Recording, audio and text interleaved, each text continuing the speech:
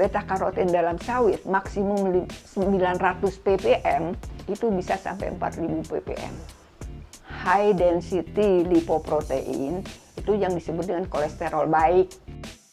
Mungkin bisa kita lanjutkan ya Prof ya. Oke, di sesi yang kedua ini sering dikatakan nih Prof bahwa minyak kelapa sawit ini bisa merusak diet gitu. Nah Prof sebagai ahli juga dan pasti sudah melakukan penelitian juga ya Prof tentang ini ya di bidang pangan dan lain sebagainya. Mungkin bisa dijelaskan Prof apakah memang benar minyak kelapa sawit ini menghasilkan efek samping terutama untuk orang-orang yang sedang menjalankan diet begitu Prof ya? Ya itu nggak adalah yang minum minyak ya.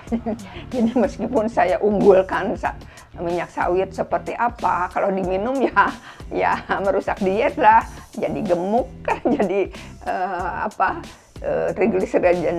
trigliseridnya naik dan sebagainya. Tapi tidak ada ya yang meminum minyak itu ya.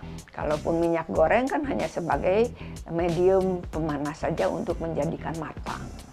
Nggak ada ininya, ya nggak ada efeknya, begitu. Oke, baik Prof. Berarti untuk red palm oil sendiri itu memang tidak. Kalau red palm oil lain, minyak sawit sendiri ya, Prof, ya? Minyak sawitnya. Tidak dikonsumsi. Iya, kalau red palm oil kan minyak sawit merah iya, itu, merah. yang boleh kalau mau dikonsumsi langsung bentuk salad, ya minyak salad atau produk yang tadi saya sampaikan.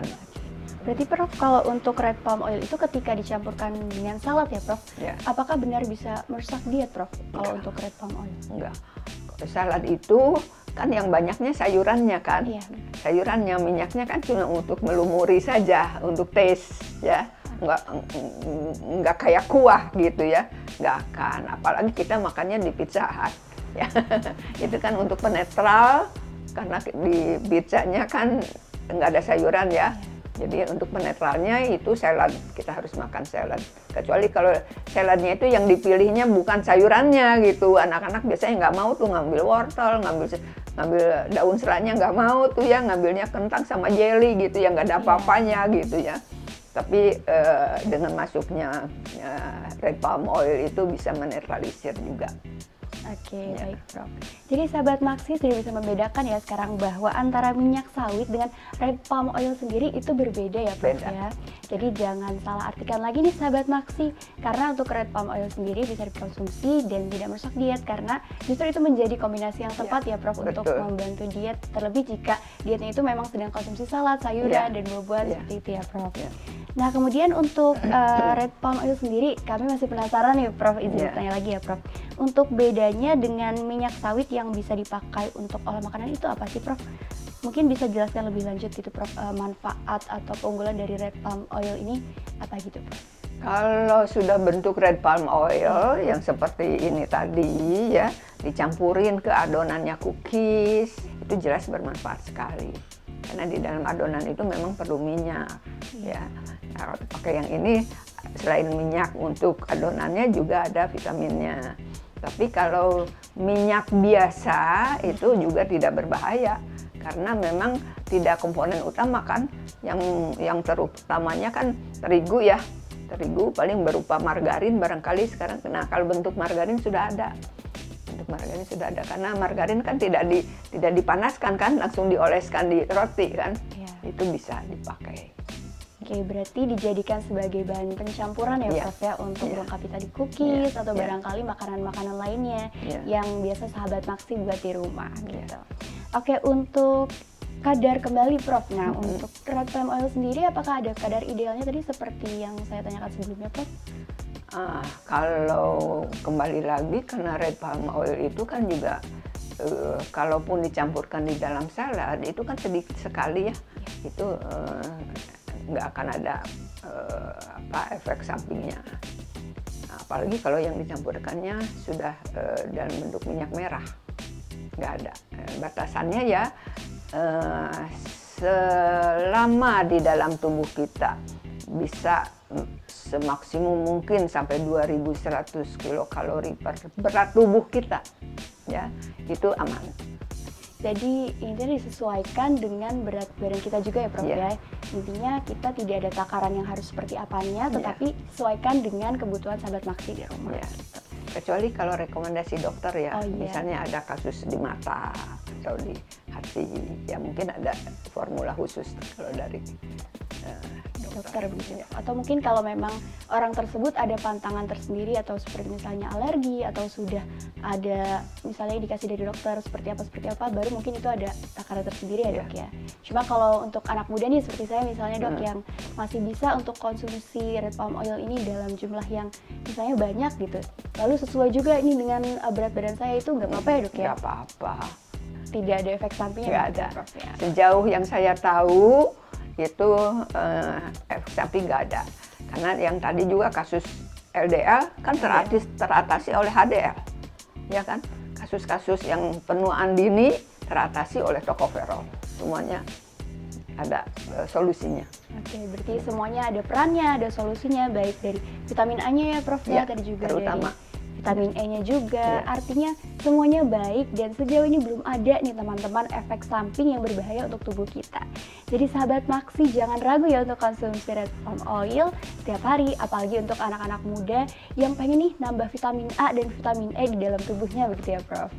Oke, nah sahabat Maksi, sekarang kita udah tahu ya bahwa di dalam ini red palm oil ini ada banyak vitamin A dan juga vitamin E-nya. Kita tadi sudah sharing terkait dengan benarkah ini merusak diet dan ternyata tidak. Kemudian kita juga sudah sharing tentang kandungan-kandungan di dalamnya.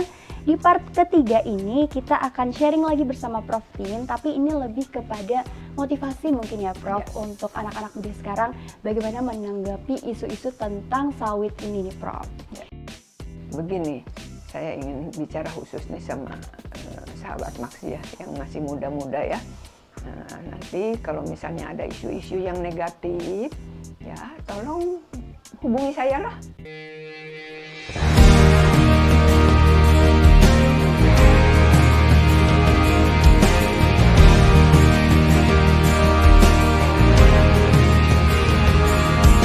Angin berhembus menerpa dedaunan, hijaunya terhampar meneduhkan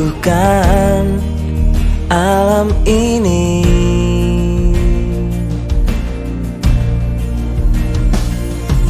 Mereka indah tiba saat berbuah, terbitkan senyuman bahagia setiap insan.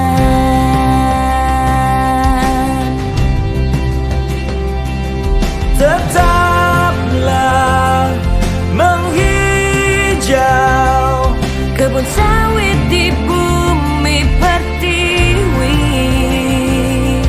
Teruslah berkilau minyak sawitku menerangi kehidupan, menyinari Indonesia.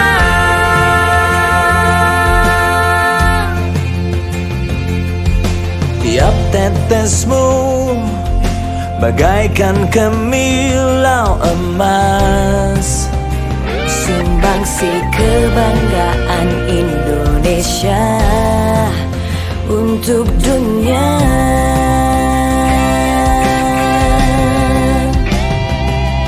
Tetaplah menghijau kebun sawit di bumi pertiwi.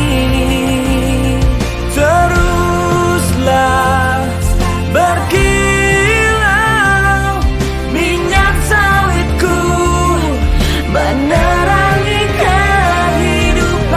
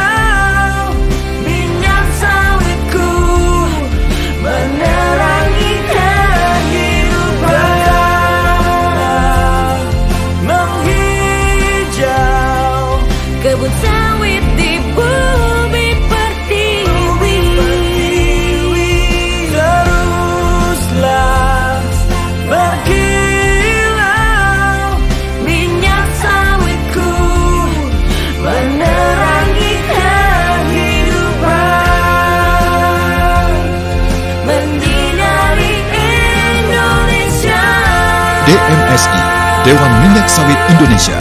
Tetaplah menghijau, teruslah berkilau.